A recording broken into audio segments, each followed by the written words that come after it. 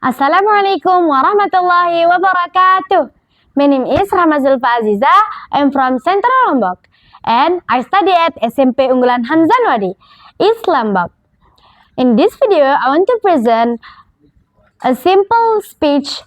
The title is The Unbroken Chains Bridging SDG 3 to Our Classroom. Honorable judges, distinguished teachers, and my fellow friends, good morning. Before I share my message today, let me ask you a simple question. If I offer you two options right now, which one would you choose?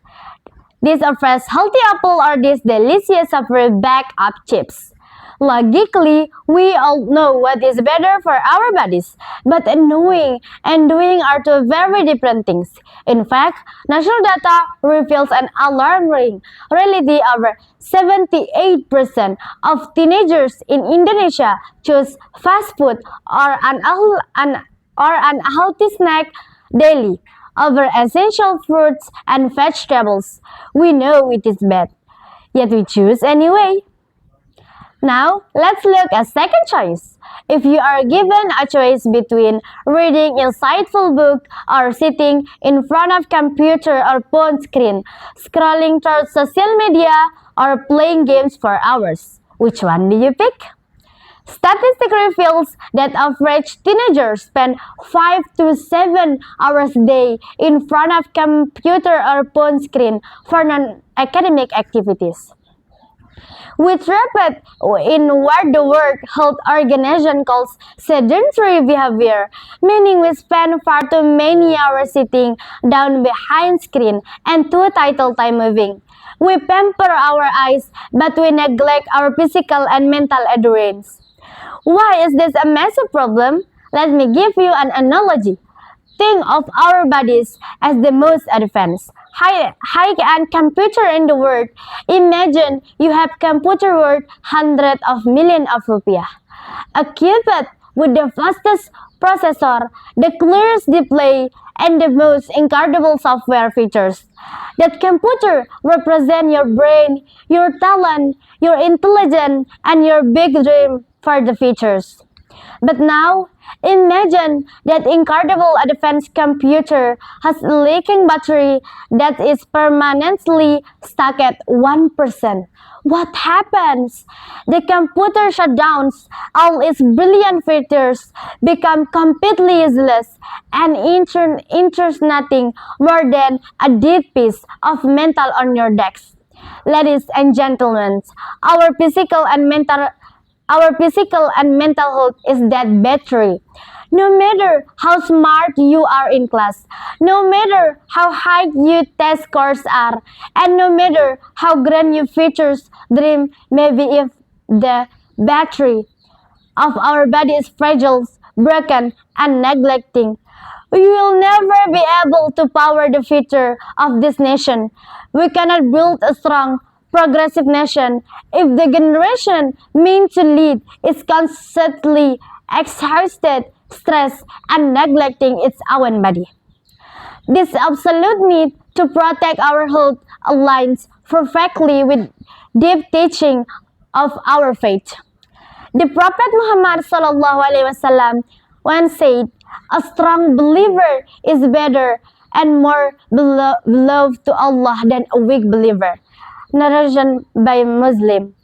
This reminder professes that taking care of our health is not just a personal lifestyle choice, but a profound responsibility and an amanah secret trust given to us, ensure we are ready to be resilient future leaders. When world leaders established the United Nations 2030 agenda, they gave 70 sustainable development goals. Among them, goals number 3, good health and well-being, is often misunderstood. We often separate health into isolated boxes. We talk about body in one room, the mind in another, and the environment outside. But today, I stand up here urged that health cannot be broken into pieces. It is one big connected system. The Food and Agriculture Organization warned that young people today face a triple burden of malnutrition. We are lack of essential vitamin and unhealthy weight gain happen at the exact same time. Right here in Indonesia, the Ministry of Health through its recast this data show a sharp rise in teen anemia. This is not just issue of lifestyle, it directly impacts our future potential. When we neglect our bodies, our focus and academic adherence drop, and when the body is exhausted, our our mind suffers next. And the famous medical journey, The Lancet, reports that mental health challenges are now the leading cause of illness and distress among teenagers worldwide. Features more. UNICEF run the when our health well-being crumbles under pressure. A nation losses is the most valuable asset.